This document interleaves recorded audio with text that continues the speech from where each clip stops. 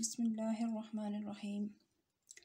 اللہم صلی علی سیدنا مولانا محمد وعلی آل سیدنا مولانا محمد وبارک وسلم۔ یوٹیوب چینل بزم فاطمہ مع قرآن کے سبھی ناظرین کی خدمت میں السلام علیکم۔ اس چینل کے اوپر ہم رمضان المبارک کے حوالے سے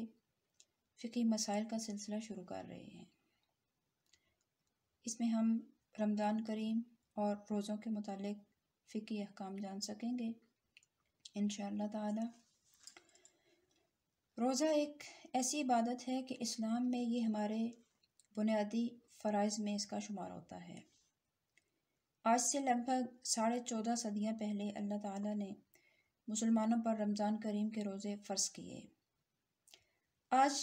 1500 سال گزر جانے کے بعد سائنس اس نتیجے پر پہنچی ہے کہ اگر سال بھر میں مسلسل 20 سے 25 دن اگر انسان 12 سے 15 گھنٹے تک بھوکا اور پیاسا رہے تو وہ بے شمار بیماریوں سے محفوظ رہ سکتا ہے۔ الحمدللہ ثم الحمدللہ، مسلمان پچھلے 1500 سال سے رمضان کریم کے روزے رکھتے چلے آ رہے ہیں اور بے شمار گندی اور موذی بیماریوں سے محفوظ ہیں۔ اگر آپ پوری دنیا کا جائزہ لیں تو جتنی گندی اور موذی بیماریاں غیر مسلموں میں پائی جاتی ہیں وہ مسلمانوں میں نہیں پائی جاتی۔ تو ہر کام اور عمل کا دار و مدار نیت پر مبنی ہوتا ہے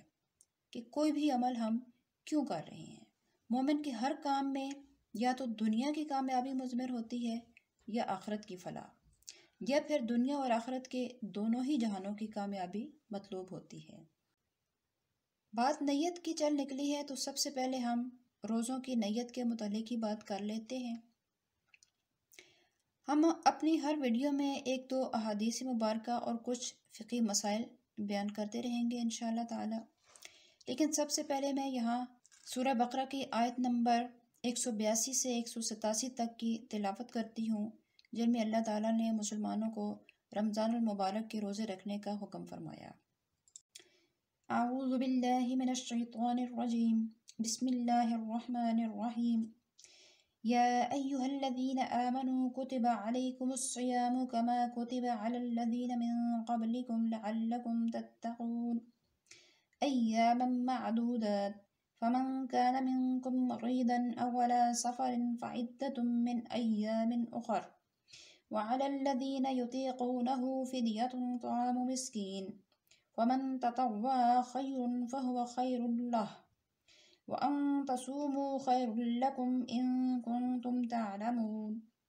شَهْرُ رَمَضَانَ الَّذِي أُنزِلَ فِيهِ الْقُرْآنُ هُدًى لِّلنَّاسِ وَبَيِّنَاتٍ مِّنَ الْهُدَى وَالْفُرْقَانِ فَمَن شَهِدَ مِنكُمُ الشَّهْرَ فَلْيَصُمْهُ وَمَن كَانَ مَرِيضًا أَوْ عَلَى سَفَرٍ فَعِدَّةٌ مِّنْ أَيَّامٍ أُخَرَ يُرِيدُ اللَّهُ بِكُمُ الْيُسْرَ وَلَا يُرِيدُ بِكُمُ الْعُسْرَ وَلِتُكْمِلُوا الْعِدَّةَ وَلِتُكَبِّرُوا اللَّهَ عَلَى مَا هَدَاكُمْ وَلَعَلَّكُمْ تَشْكُرُونَ وَإِذَا سَأَلَكَ عِبَادِي عَنِّي فَإِنِّي قَرِيبٌ أُجِيبُ دَعْوَةَ الدَّاعِ إِذَا دَعَانِ فَلْيَسْتَجِيبُوا لِي وَلْيُؤْمِنُوا بِي لَعَلَّهُمْ يَرْشُدُونَ أُحِلَّ لَكُمْ لَيْلَةَ الصِّيَامِ الرَّفَثُ إِلَى نِسَائِكُمْ هُنَّ لِبَاسٌ لَكُمْ وَأَنْتُمْ لِبَاسٌ لَهُنَّ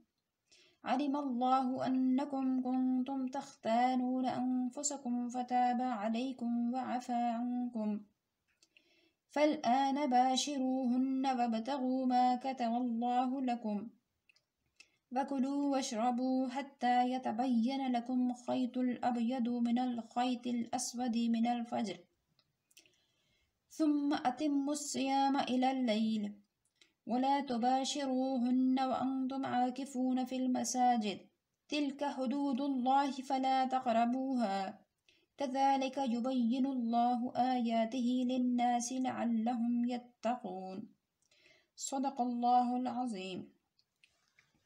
ان آیات مبارکہ کا ترجمہ: اے ایمان والو، تم پر روزہ فرض کیا گیا ہے جیسے ان پر فرض ہوا تھا جو تم سے پہلے ہوئے، تاکہ تم گناہوں سے بچو۔ چند دنوں کا روزہ، پھر تم میں جو کوئی بیمار ہو یا سفر میں ہو وہ اور دنوں میں گنتی پوری کر لے، اور جو طاقت نہیں رکھتے وہ فدیہ دیں، 1 مسکین کا کھانا، پھر جو زیادہ بھلائی کرے تو یہ اس کے لیے بہتر ہے، اور روزہ رکھنا ہی تمہارے لیے بہتر ہے اگر تم جانتے ہو ماہ رمضان میں کہ جس میں قرآن اتارا گیا، لوگوں کی ہدایت کے لیے اور حق و باطل میں جدائی بیان کرنے کے لیے، تو تم میں جو کوئی یہ مہینہ پائے تو اس کا روزہ رکھے، اور جو بیمار یا سفر میں ہو وہ دوسرے دنوں میں گنتی پوری کر لے۔ اللہ تمہارے ساتھ آسانی کا ارادہ کرتا ہے، سختی کا ارادہ نہیں فرماتا،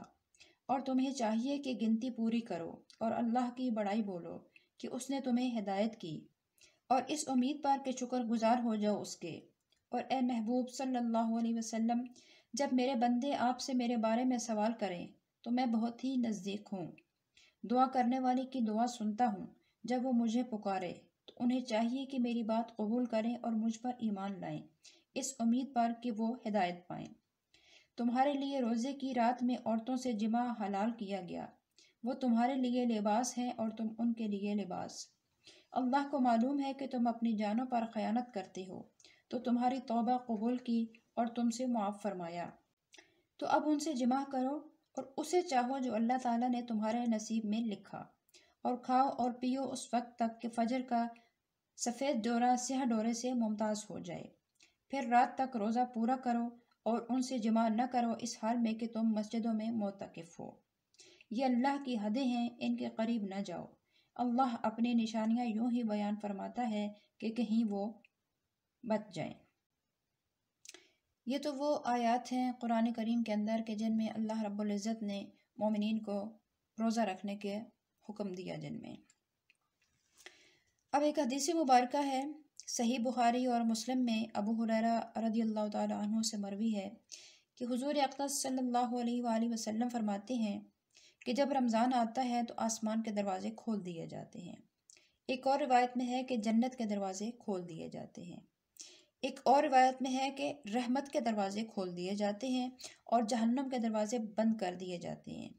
اور شیاطین زنجیروں میں جکڑ دیے جاتے ہیں۔ اور امام احمد اور ترمذی اور ابن ماجہ کی روایت میں ہے کہ جب ماہ رمضان کی پہلی رات ہوتی ہے تو شیاطین اور سرکش جن قید کر لیے جاتے ہیں اور جہنم کے دروازے بند کر دیے جاتے ہیں، تو ان میں سے کوئی دروازہ کھولا نہیں جاتا، اور جنت کے دروازے کھول دیے جاتے ہیں تو ان میں سے کوئی دروازہ بند نہیں کیا جاتا، اور منادی پکارتا ہے، اے خیر طلب کرنے والے متوجہ ہو، اور اے شرک کرنے والے باز رہ، اور کچھ لوگ جہنم سے آزاد ہوتے ہیں، اور یہ ہر رات میں ہوتا ہے۔ امام احمد و نسائی کی روایات انہی سے ہیں کہ حضور اقدس صلی اللہ علیہ وسلم نے فرمایا کہ رمضان آیا، یہ برکت کا مہینہ ہے، اللہ تعالیٰ نے اس کے روزے تم پر فرض کیے، اس میں آسمان کے دروازے کھول دیے جاتے ہیں اور دوزخ کے دروازے بند کر دیے جاتے ہیں، اور سرکش شیطانوں کو توق ڈال دیے جاتے ہیں، اور اس میں ایک رات ایسی ہے جو 1000 مہینوں سے بہتر ہے، جو اس کی بھلائی سے محروم رہا وہ بے شک محروم ہے۔ یہاں میں سب سے پہلے روزے کی کچھ اقسام بیان کر دوں کہ روزے کی کل 5 اقسام ہیں۔ ایک ہے فرض، دوسری واجب، تیسری نفل، چوتھی مکروہ تحریمی، اور 5ویں مکروہ تنزیہی۔ فرض اور واجب کی 2 قسمیں ہیں، معین اور غیر معین۔ معین وہ ہوتا ہے جیسے ادائے رمضان، کہ رمضان کا مہینہ ہے، موجود ہے اور وہ ادا کر رہے ہیں، اور فرض غیر معین جیسے رمضان کے روزوں کی قضا کرنا بعد میں کبھی بھی، اور کفارہ کے روزے۔ واجب معین وہ ہوتا ہے جیسے کوئی نظر معین، کہ کسی نے نظر مانی ہو کہ میں فلاں تاریخ یا فلاں دن کو روزہ رکھوں گا، تو یہ نظر معین ہوگی۔ اور واجب غیر معین وہ ہے جیسے مطلقاً کوئی نظر مان لے کہ میرا فلاں کام ہو جائے تو میں روزہ رکھوں گا، اس کے لیے اس نے نہ کوئی دن مقرر کیا ہو نہ کوئی تاریخ مقرر کی ہو، تو وہ واجب نظر غیر معین ہے۔ نفل 2 قسم کے ہیں، نفل مسنون اور نفل مستحب، جیسے عاشورہ یعنی 10ویں محرم کا روزہ اور اس کے ساتھ 9ویں کا بھی، اور ہر مہینے میں چاند کی 13ویں، 14ویں اور 15ویں کا روزہ، اور عرفہ کا روزہ، پیر یا جمعرات کے دن کا روزہ، شش عید کے روزے یعنی رمضان شریف ختم ہونے کے بعد جو 6 روزے رکھے جاتے ہیں شوال کے مہینے میں، یہ بھی مستحب ہیں۔ اور ان روزوں کا یہ جو عید کے بعد جو روزے رکھے جاتے ہیں 6 روزے، ان کو مسلسل رکھنا بھی ضروری نہیں ہوتا۔ بعض لوگ سمجھتے ہیں کہ ان کو مسلسل رکھا جائے کہ عید کے دن افطار کیا، کھایا پیا اور اس کے بعد دوسرے دن ہی روزہ شروع کر دیتے ہیں اور پھر مسلسل 6 روزے رکھتے ہیں۔ اس طرح سے بھی ہو جاتا ہے، روزہ افضل ہے، بہتر ہے، لیکن یہ 6 روزے وقفے سے بھی رکھے جا سکتے ہیں، یعنی ایک دن رکھیں، 2 دن نہ رکھیں، پھر ایک دن رکھیں، پھر 3 دن نہ رکھیں، ایسے بھی جائز ہے اور اس طرح سے بھی یہ روزے رکھے جا سکتے ہیں۔ اور ان کا ٹائم پیریڈ جو ہے وہ پورا شوال کا مہینہ ہے۔ شوال کے مہینے میں کبھی بھی آپ وقفے سے 6 روزے پورے کر سکتے ہیں۔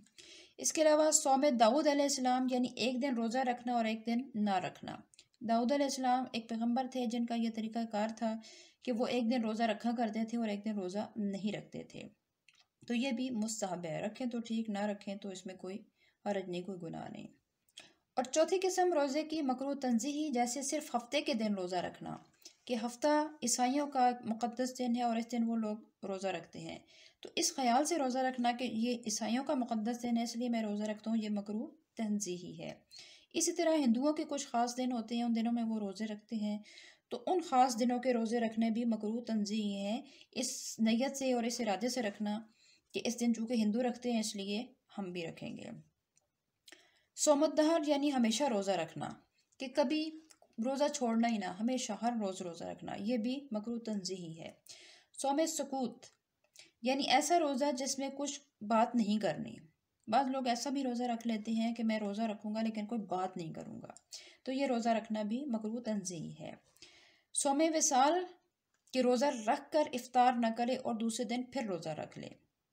یعنی روزہ رکھا، شام میں افطار نہیں کی، رات بھی یوں ہی گزار دی کھائے پیے بغیر، صبح پھر روزہ رکھ لیا، اور پھر اسی طرح